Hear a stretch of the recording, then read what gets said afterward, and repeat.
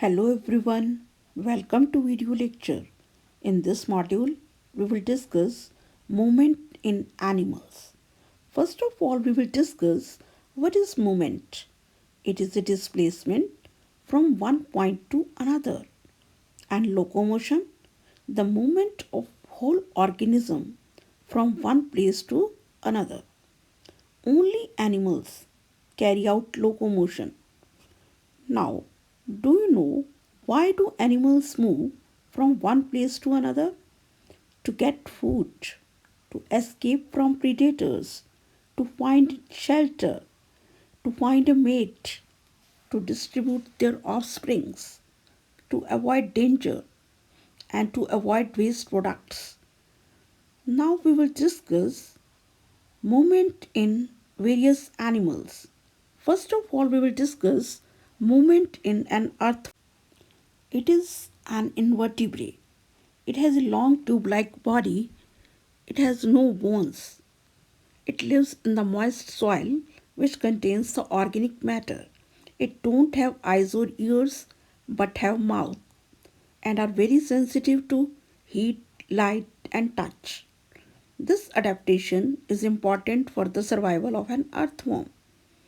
In winters, it travels deep in the soil to avoid frost, and in summers, in order to avoid dehydration. Its body is maintained by body fluids, just like that of a water filled balloon. An earthworm is made up of several segments. An earthworm moves by using two sets of muscles. One set is present in each segment and the other set that runs along the length of its body. It moves by repeated contraction and expansion of the muscles.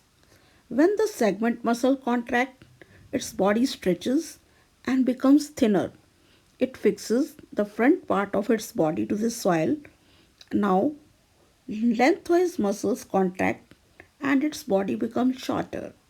It releases front part of the body and fixes the rear part and thus pulls the body forward.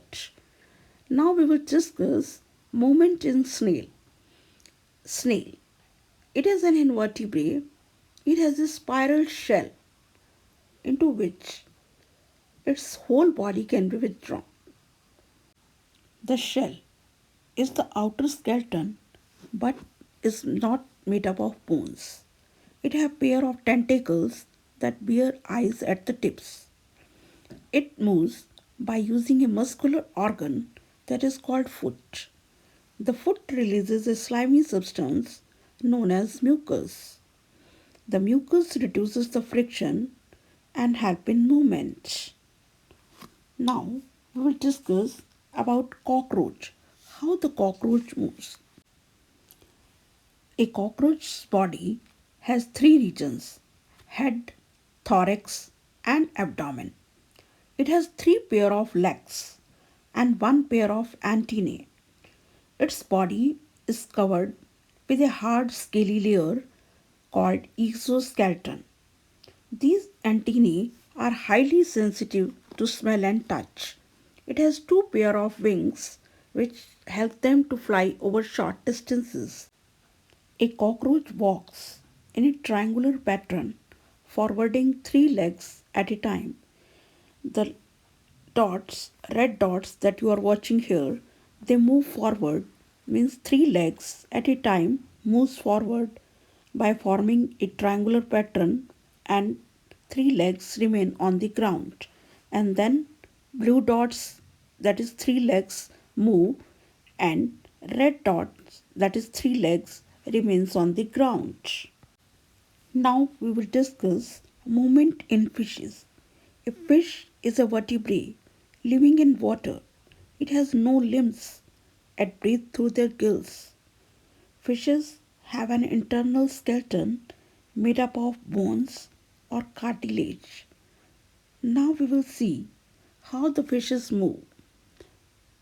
Fishes have a streamlined shape, that is narrow at the ends and broader in the middle.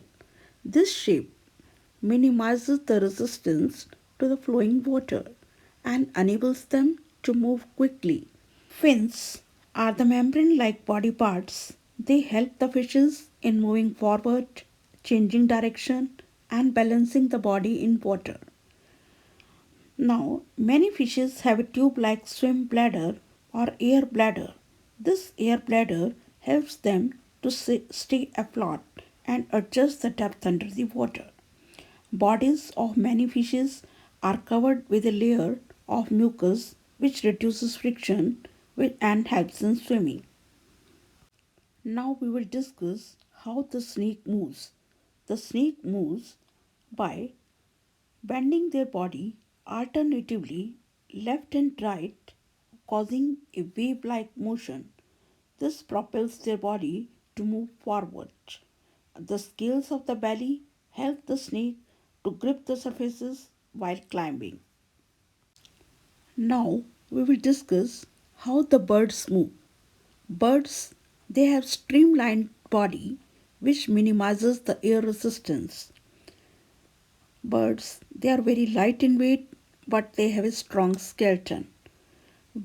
Bones of birds, they are hollow and filled with the air. This bone structure helps the birds in two ways. It makes their bodies lighter and it supplies oxygen needed to lift their bodies for flight. They make use of their wings to fly upward. Flapping of wings also has two stages, upstroke and downstroke. The repeated upstroke and downstroke gives their body the required lift and speed. Thank you and have a nice day.